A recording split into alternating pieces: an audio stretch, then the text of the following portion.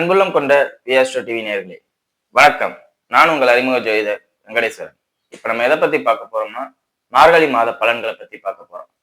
மார்கழி மாத பலன்களை பத்தி பார்க்கறதுக்கு முன்னாடி எந்தெந்த கிரகங்கள் முதல்ல பெயர்ச்சி ஆகுது அப்படிங்கிறத தெரிஞ்சுக்கணும்.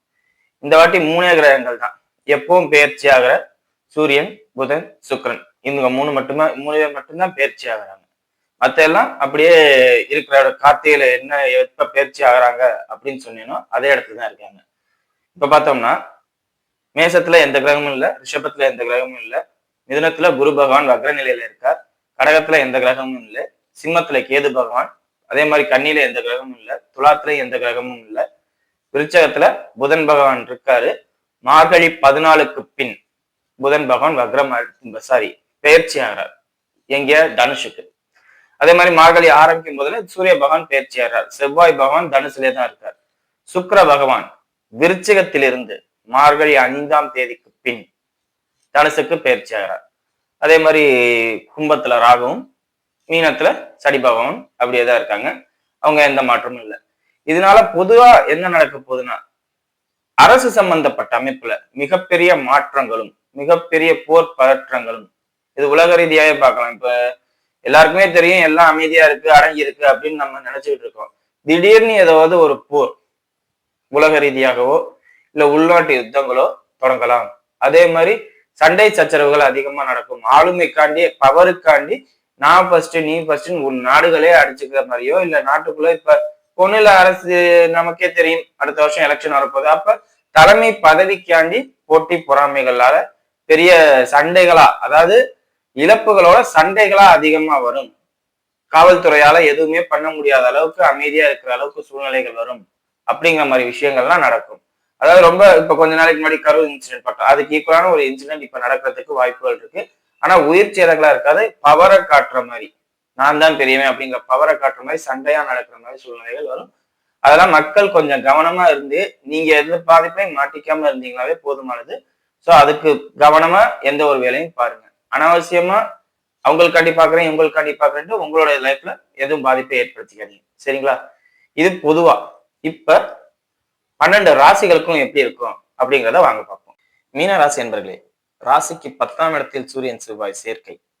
இந்த அமைப்பானது உண்மையிலே 10ஆம் இடத்துல சூரியன் செவ்வாய் இருக்கிறதுங்கிறது திக்பலம் தான். குருவோட பார்வையில இருக்கிறது நல்லது. தொழில்ல தலைமை பண்பு வகிக்கிற தன்மை. அதே மாதிரி உடன் பிறந்த சகோதர சகோதரிகளால் ஏற்றம் உண்டு. அதே மாதிரி தந்தையால் தொழில்ல முன்னேற்றம் கிடைக்கும். தந்தை சம்பந்தப்பட்ட வர்க்கத்தினரால் ஏதாவது ஆதாயம் கிடைக்கும். இது குறிப்பா யாருக்கு ரொம்ப நல்லா இருக்கும்னா இந்த ரியல் எஸ்டேட் சம்பந்தப்பட்ட அமைப்புல இருக்காங்க பாத்தீங்களா, அவங்களுக்கு சூப்பரா வரும். ரியல் எஸ்டேட் சம்பந்தப்பட்ட அமைப்பு, டிராக்டர், இந்த மாதிரி சிவப்பு வாகனங்கள் அவங்களுக்கு தான். அதாவது 4ஆம் பாவத்தோட செவ்வாய் தொடர்பு கொள்ளும் பார்த்திருக்கீங்களா, அது சம்பந்தப்பட்ட தொழிலுக்கு இது சூப்பரான நேரம். காரணம் என்ன? 4ஆம் இடத்தை செவ்வாய் தொடர்பு கொண்டு குரு வக்ரம் பெற்று அங்க இருக்கிறது. செவ்வாய் சம்பந்தப்பட்ட அமைப்புகளை பலம் கொடுத்து தூக்கி விடும். நல்லா இருக்கும் அப்படிங்கிறத சொல்லலாம். இது எந்த அளவுக்கு உண்மையோ, நீங்க வச்சிருக்கிற பூமியை சமயத்துல விற்கலாம், நல்ல லாபத்தை விற்கணும் அப்படிங்கிற ஒரு அமைப்பு இருக்கு. இதை நீங்க இந்த மாதிரி ஒரு சூழ்நிலை அமையும் போது பயன்படுத்திக்கங்க. செய்ய தவறிட்டீங்கன்னா பின்னாடி அப்புறம் யோசிப்பீங்க, இப்படி பண்ணிருக்கலாமோ அப்படி பண்ணிருக்கலாமோ அப்படிங்கிற மாதிரி யோசிப்பீங்க. சரிங்களா?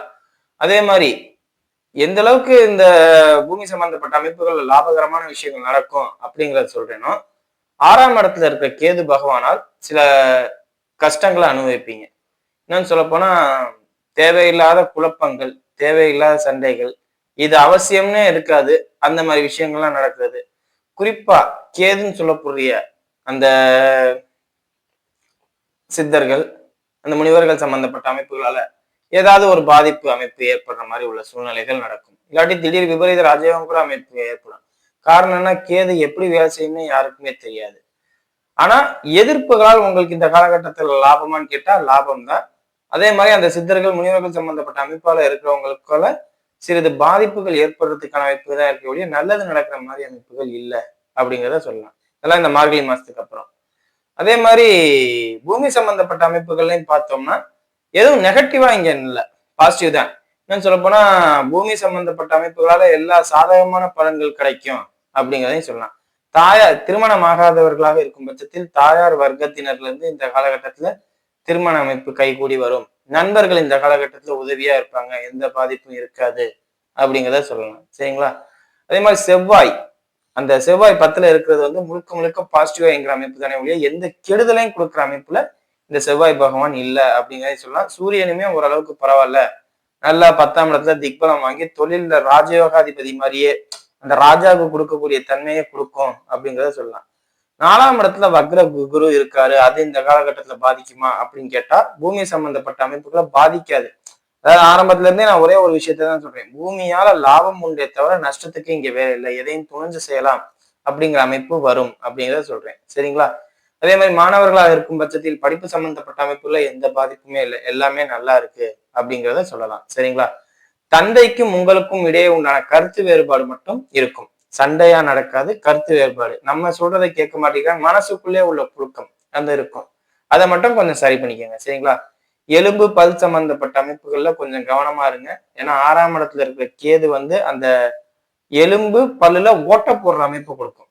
அதாவது அதாவது அது பாதிப்பு இல்லை, அது எடுக்கணும் அப்படிங்கிற சூழ்நிலை வராது, ஆனா அதுல ஓட்ட போடும் அப்படிங்கிற ஒரு அமைப்பு இருந்து அது மட்டும் கொஞ்சம் சரி பண்ணிக்கோங்க. சரிங்களா? அதே மாதிரி அடி வயிற்றுல ஆப்ரேஷன் பண்றது, ஏன்னா கேதுங்கிறது தையல் பண்ற அமைப்பு கொடுக்குது, தையல் அதாவது ஸ்டிச்சிங் பண்ற அமைப்பு. ஸோ இதெல்லாம் கொடுக்கலாம் அப்படிங்கிறதுல எந்த மாற்றமும் இல்லை. ஸோ உடம்புக்கு முக்கியத்துவம் கொடுங்க, வேற எதுவும் பெரிய லெவல்ல பாதிக்காது உங்களை. சரிங்களா? இப்போ வாங்க நட்சத்திர ரீதியான பலன்களை பார்ப்போம். புரட்டாதி நட்சத்திரக்காரர்கள், நான் இப்ப கொஞ்ச நேரத்துக்கு முன்னாடி சொன்னேன்னா உடம்புக்கு முக்கியத்துவம் கொடுக்கக்கூடிய நட்சத்திரக்காரர்கள் நீங்க தான். காரணம் என்ன? குரு வக்ரம், ராசியாதிபதி வக்ரம், நட்சத்திராதிபதி வக்ரம், ஆனால் சூரியன் செவ்வாய் தொடர்பு ஏற்படுது. அப்ப ராஜயோகாதிபதி, அதாவது ராஜாக்கு நிகராக நீங்க வரணும் அப்படின்னு நினைப்பீங்க. நம்ம பிசிக்கலா ஸ்ட்ராங்கா இருந்தாதான் ராஜாவாக முடியும், அந்த பவரை இது பண்ண முடியும். நம்ம உடம்பு சப்பானி மாதிரி இருந்துட்டு பெரிய பெரிய ஆட்களை எதிர்த்தோம்னா நம்ம ஸ்ட்ராங்குன்னு சொல்ல முடியுமா? ஸ்ட்ராங் தான், மனசு ஸ்ட்ராங்கா இருக்கும், ஒன்னும் உடம்பு ஸ்ட்ராங்கா இருக்கும். ரெண்டுல ஏதோ ஒண்ணுதான் ஸ்ட்ராங்கா இருக்கும், ரெண்டுமே ஸ்ட்ராங்கா இருக்கும்னு சொல்ல முடியாது. ஏதோ ஒரு குறைபாடால நீங்க வந்து தட்டி வைக்கப்படுவீர்கள் அப்படிங்கிறதுல எந்த மாற்றமும் இல்லை. ஸோ அதை மட்டும் கொஞ்சம் பார்த்துக்கங்க. மற்றபடி உங்களுக்கு இந்த காலகட்டத்துல ஊக்கம் அதிகமா தேவையே ஒழிய வேற எதுவும் தேவையில்லை. ஊக்கம் அதிகமா தேவைங்கிறதுக்காண்டி நீங்க பார்த்துக்கு வேற எதுவும் தப்பான ஸ்டிராய்ட் சம்பந்தப்பட்ட அமைப்பு, ஃபார்முலா, இந்த மாதிரி ஸ்டிராய்ட் ஊக்க மருந்து இந்த மாதிரி உள்ளதுலாம் இருக்கு, அது கோயில ஒரு சிலர் வந்து ட்ரிங்க்ஸ் எல்லாம் அடிப்பீங்க, அந்த மாதிரியே போகக்கூடாது. காரணம் என்ன? ராசியில சனி இருக்கு, தவறான பாதையும் கை காமிக்கும் அப்படிங்கிறத சொல்லலாம். சரிங்களா? தேவையில்லாத வீண் செலவுகளை மட்டும் குறைச்சிக்கங்க. குறிப்பா ஆசைகள் அதிகமா இருக்கிறதுனாலயோ வார்த்தைகளை விட்டதுனாலயோ நீங்க இந்த காலகட்டத்துல செலவு பண்ற மாதிரி இருக்கும். என்னன்னு சொல்ல போனா வாக்குறுதி கொடுக்கறத குறைச்சிக்கங்க. அதே மாதிரி ரொம்ப ஆசைப்பட்டு எந்த ஒரு வேலையும் பார்க்காதீங்க. சரிங்களா? சகோதர வர்க்கத்தினால் ஏதாவது ஒரு செலவு ஏற்படுது அப்படின்னா அது தைரியமா செய்யுங்க, அதனால ஒரு பாதிப்பும் இருக்காது இந்த காலகட்டத்துல. மொத்தத்துல உங்க உடம்புக்கோ மனசுக்கோ எதுவும் பாதிப்பு வராம இருந்தாலே போதுமானது. சரிங்களா? மற்றபடி மாணவர்களாக இருக்கும் பட்சத்தில் படிப்பு விஷயத்துல எந்த குறையும் இல்லை, நல்லா இருக்கும். இன்னும் சொல்ல போனா படிப்புக்காண்டி வெளியில போற மாதிரி அமைப்பு, எக்ஸ்ட்ரா டியூஷன் சம்பந்தப்படுற அமைப்பு, அதாவது எக்ஸ்ட்ரா கோர்ஸ் பண்றேன், எக்ஸ்ட்ரா டியூஷன் போறேன், அதுக்கு பண்றேன், இது பண்றேன் அப்படி இப்படின்னு பெற்றோர்களுக்கு செலவு வச்சு நீங்க வந்து இன்னும் ஒரு படி மேலே ஏறுற மாதிரி உள்ள சூழ்நிலைகள் தானே இருக்கும், வேற எதுவும் எந்த குறையும் வராது. சரிங்களா? அடுத்தது உத்திரட்டாதி நட்சத்திரக்காரர்கள். உத்திரட்டாதி நட்சத்திரக்காரர்களை பொறுத்தவரை நட்சத்திராதிபதி இயல்பு நிலைக்கு அடைகிறார். அப்ப மனசு ஸ்ட்ராங்கா இருக்கும், மனதளவுல மிகப்பெரிய பலசாலி ஆயிருவீங்க அப்படிங்கிறதுல எந்த மாற்றமும் இல்லை. அதே மாதிரி பூமி சம்பந்தப்பட்ட அமைப்புகளால ஒரு சிக்கலும் வரும், ஒரு லாபமும் வரும், ரெண்டுமே இருக்கும். ஒரு சிக்கலும் வரும், ஒரு லாபமும் இருக்கும். ஆனா லாபத்துல எந்த பாதிப்பும் இருக்காது அப்படிங்கறதுல எந்த மாற்றமுமே இல்லை. ஆனா ஒரு சிக்கலும் வரும், ஒரு லாபம், அதாவது லாபம் உண்டு, சிக்கல் உண்டு, அதை மட்டும் நீங்க பாத்துக்கோங்க. சரிங்களா? அதே மாதிரி மூத்த சகோதரர்கள் அமைப்புலையும் ஒரு லாபமும் உண்டு, ஒரு சிக்கலும் உண்டு உத்திரட்டாதி நட்சத்திரக்காரர்களுக்கு. சரிங்களா? மற்றபடி எந்த பாதிப்பும் இல்லை. சிம்பிளா சொல்லணும்னா இப்ப வந்து ஒரு கடை கட்டி வாடகை கொடுறோம்னு வச்சுங்களேன், கடை வாடகை கூட போறோம், பட் ஆனா அது வந்து சிக்கலுக்குரிய நபர்களாக இருக்கலாம், இல்லாட்டி சிக்கலுக்குள்ள நபர்களாக இருக்க மாட்டாங்க, கடை வாடகை கரெக்டா கொடுக்க மாட்டாங்க. இந்த மாதிரி ஏதாவது ஒண்ணு ஒரு பிளஸ் ஒரு மைனஸ், இது மார்கழி மாசம் மட்டும்தான். இல்லாட்டி அந்த பூமி சம்பந்தப்பட்ட அமைப்புகள்ல குழப்பத்துல வச்சிருங்க. மார்கழி மாசம் முழுக்க முழுக்க பூமியை பற்றி அதிகமாக குழம்பக்கூடியவர்கள் யாரு? உத்திரட்டாதி நட்சத்திரக்காரர்கள். அதுக்கப்புறம் வேற யாரு எந்த குழப்பமும் வராது. அதே மாதிரி வழக்கு சம்பந்தப்பட்ட அமைப்புகளாக 4, 8, 12 இந்த அமைப்புகளால அதிகமாக குழம்புவீங்க. ஏன்? 4ல வக்ர குரு, 8ஆம் அதிபதினு சொல்லக்கூடிய சுக்கிரன் வந்து அஸ்தமனம் ஆயிடுறாரு, 12ஆம் அதிபதினு சொல்லக்கூடிய சனி பகவான் உங்க ராசி அதிபதி உங்க ராசியிலே வந்திருக்காரு. யாருமே தெளிவா இருக்க விட மாட்டாங்க.